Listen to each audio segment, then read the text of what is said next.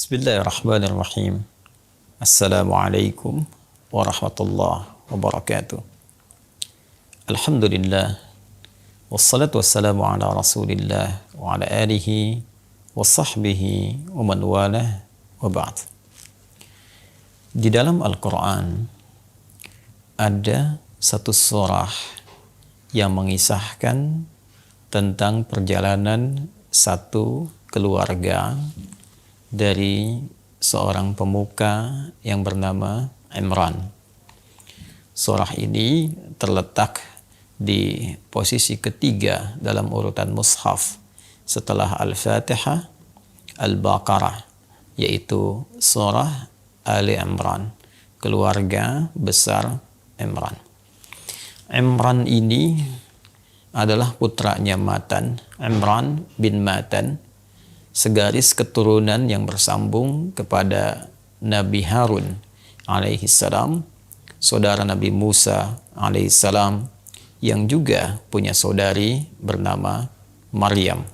Maryam saudarinya Musa alaihi salam, juga keduanya saudara Harun alaihi salam, yang dari Harun ini kemudian melahirkan generasi Matan, menurunkan anak bernama Imran. Imran menikah kemudian dengan Hannah. Hannah memiliki saudari bernama Yesabat atau Elizabeth yang menikah dengan Zakaria yang kemudian menjadi nabi dan pemuka juga pada saat itu. Imran dan Hannah istrinya bercita-cita memiliki seorang anak lelaki khususnya yang mereka nadarkan, niatkan untuk mengabdi di Bait Al-Maqdis untuk bisa memberikan pelayanan pada peribadatan dan membawa risalah Rabbani. Saat Hannah mengandung, Imran sesuai dengan ajalnya meninggal kembali kepada Allah Subhanahu wa taala, sehingga dalam kesendirian ditinggal oleh suaminya. Hannah bermohon, bernazar kepada Allah Subhanahu wa taala dalam keadaan beliau tengah mengandung itu. Nazar inilah yang diabadikan dalam Quran surah ketiga Ali Imran di ayat yang ke-35 itu. Ketika Allah berfirman, "Idz qalat imra'atu Imrana, Rabbi inni nazartu laka ma fi batni muharrara, fataqabbal minni innaka antas sami'ul 'alim." Ingatlah, ketahui, pelajari ketika istrinya Imran itu, yaitu Hannah, berdoa, bermohon dan bernazar kepada Allah Subhanahu wa taala dengan berkata, "Ya Rabb yang merawatku, Tuhan yang memberikan segenap kebutuhanku, melindungiku, memberikan perhatian kepadaku, sungguh aku bertekad untuk bernazar menjadikan bayi yang aku kandung ini, yang ada dalam rahimku ini, aku akan lepaskan ia dari segenap aktivitas-aktivitas, keperluan-keperluan duniawi, dan aku jadikan ia sebagai niatku untuk mengabdi saja demi kepentingan risalahmu. Fataqabbal minni, mohon terima apa yang telah aku nazarkan ini ya Allah. Sungguh Engkau yang maha mendengar setiap titian doa dan mengetahui maksud dan harapan di balik doa-doa itu. Hannah berharap seperti boleh jadi suaminya juga bersepakat bahwa diharapkan terlahir anak lelaki yang bisa mengabdi kepada risalah Rabbani, khususnya menjadi pengabdi di Bait Al-Maqdis. Namun ternyata Allah berkehendak yang terlahir seorang perempuan. Maka di ayat yang ke-36 di surah yang sama, surah Ali Imran, dikisahkan, falamma wada'atha qalat rabbi inni wada'tuha untha wallahu a'lamu bima wada'at wa laysa dzakaru kal untha wa inni sammaituha Maryam wa inni u'idzuha bika wa dzurriyyataha minasyaitonir rajim. Maka tatkala Hannah melahirkan, yang terlahir adalah seorang perempuan, berharap mendapat lelaki, tapi yang lahir perempuan. Jadi sangat menarik. berharap lahir lelaki, yang terlahir perempuan. Terkadang ada orang berharap lahir perempuan, yang terlahir laki-laki. Ada orang ingin berharap cepat punya keturunan, terasa lambat. Ada orang ingin melambatkan keturunan, Allah anugerahkan lebih cepat. Memberikan kesan kepada kita bahwa anugerah keturunan adalah di antara hak prerogatif Allah Subhanahu wa taala yang diberikan rezeki itu sesuai dengan kemaslahatan kedua orang tua dan titian kehidupan keluarga yang akan dijalani dengan hikmah-hikmah tertentu. Ia berkata, "Ya Allah, yang lahir perempuan." Ya Allah, yang lahir perempuan. Ini tentunya bukan sebuah keluh kesah. Ini bukan sebuah gambaran kekecewaan akan takdir Allah, bukan. Tapi gambaran atau sebuah refleksi adanya satu keinginan yang dikhawatirkan tidak terwujud. Keinginan mendapatkan bayi lelaki itu untuk mengabdi di Bait Al-Maqdis, berkhidmah di Bait Al-Maqdis. Namun karena yang lahir perempuan, dan notabene pada saat itu tidak terbiasanya seorang perempuan bisa berkhidmat demi kepentingan Baitul Maqdis, diduga, dikhawatirkan harapan itu tidak terjadi. Namun Allah menjawab dengan satu statement yang sangat luar biasa. Allah tegaskan, "Wallahu a'lamu bima wada'at wa laysa dzakaru kal untha." Hei, Allah lebih mengetahui tentang bagaimana keunggulan dari bayi yang terlahir itu.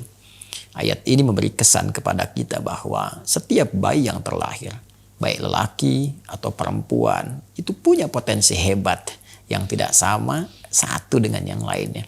Jadi jangan pernah menghadirkan kekecewaan, menghadirkan kegelisahan jika kita berharap dari keturunan itu memiliki jenis kelamin A, lelaki misalnya, ternyata terlahir perempuan. Atau sebaliknya berharap perempuan, ternyata terlahir laki-laki. Kata Allah, "Wallahu a'lamu bima wada'at." Sungguh Allah lebih mengetahui, lebih mengerti, lebih menjangkau segala visi kehidupan yang telah Dia tetapkan.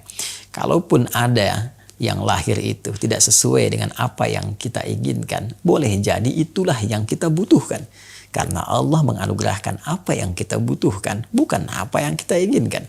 Apa yang melengkapi kehidupan keluarga kita, apa yang melengkapi kebutuhan pasangan dari suami dan istri yang kelak menjadi ayah dan ibunya itu. Walaysa dzakaru kal untha. Hei, sungguh perempuan pun punya kelebihan yang tidak sama dengan lelaki. Boleh jadi apa yang kau rasakan, ya Hannah, boleh jadi mungkin akan berbeda realitasnya dengan apa yang tampak dan telah Allah persiapkan. Ini memberi kesan sungguh keistimewaan yang setara di hadapan Allah Subhanahu wa taala walaupun membawa peran yang berbeda-beda. Jadi kita tidak harus membawa kesetaraan gender karena gender itu pasti berbeda. Ada lelaki, ada perempuan, tapi Allah memberikan keistimewaan yang nilainya setara walaupun perannya berbeda. Lelaki punya keistimewaan tertentu, perempuan punya keistimewaan tertentu. Tidak harus dipersamakan keduanya, tetapi keistimewaan itu akan membawa harmoni dan saling melengkapi dalam kehidupan. Wa inni sammaituha Maryam. Dengan itu aku namai, kata Hannah, ya Allah, anakku ini dengan nama Maryam. Ada yang menyebutnya Miriam. Al-Quran dalam bahasa Arab diturunkan menamainya Maryam. Wa inni sammaituha Maryam. Maryam, Miriam, atau Maria. Ada juga yang menyebutnya dengan demikian sesuai dengan dialek bahasa masing-masing. Wa inni u'idzuha bika wa dzurriyyataha minasyaitonir rajim. Maryam di dalam bahasa Ibrani berarti al-abidah. Setara pemahaman dengan bahasa Arab, al-abidah, perempuan yang mengabdi. Perempuan yang menjadikan risalah hidupnya untuk berkhidmat demi kepentingan agamanya. Baik, ini memberi kesan kepada kita bahwa pemberian nama kepada seorang anak hendaknya disesuaikan dengan visi, misi kehidupan yang kita harapkan dari anak itu sesuai dengan cita-cita yang kita bangun. Kalau Anda menginginkan anak itu menjadi ahli Al-Quran misalnya, maka berikan nama yang sesuai dengan harapan itu.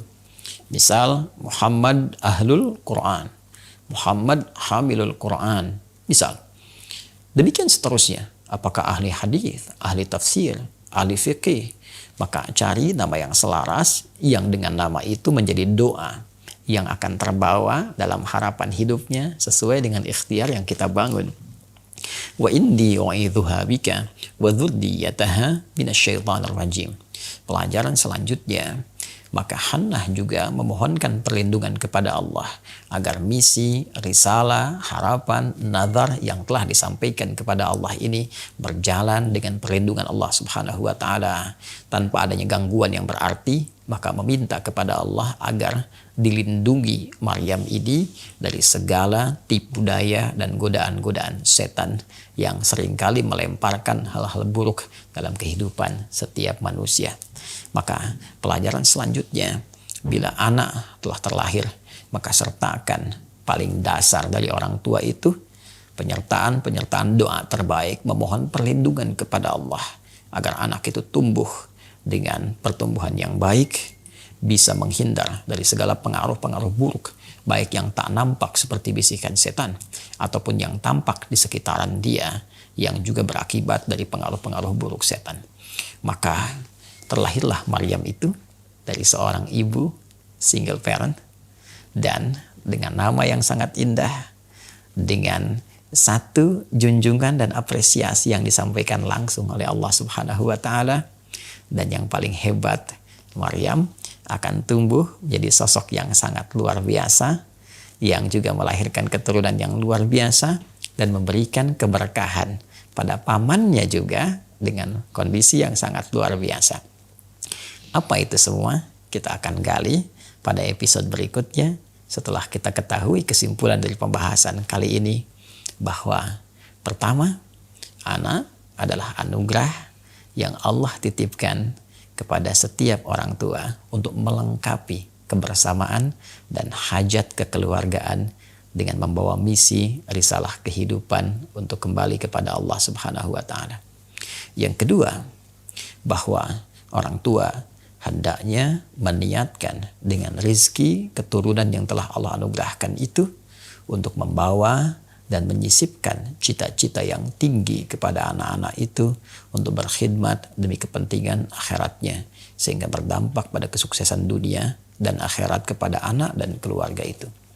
Yang ketiga, hendaklah memberikan nama yang sesuai dengan harapan-harapan terbaik yang disisipkan lewat doa yang terbawa dalam setiap perjalanan anak itu sampai kembali menuju Allah Subhanahu wa taala. Dan keempat, hendaklah meminta perlindungan kepada Allah, sehingga dengan perlindungan itu kita sebagai orang tua menyertai anak itu ataupun tak menyertai anak itu, maka perlindungan Allah akan senantiasa berada bersama anak itu yang menghindarkan dia dari pengaruh buruk, baik terlihat ataupun tak tampak. Demikianlah Hannah sebagai single parent, demikian Maryam yang terlahir, yang ternyata para pemuka dan imam yang ada pada saat itu, mereka berebut untuk bisa mengasuh Maryam yang merupakan anak dari seorang pemuka agama, Imran, yang telah berpulang lebih dulu kepada Allah Subhanahu wa taala. Siapa yang berhasil merawat Maryam? Seperti apa gambaran selanjutnya yang melahirkan keberkahan? Kita akan lanjutkan dalam episode yang lain. Assalamualaikum warahmatullahi wabarakatuh.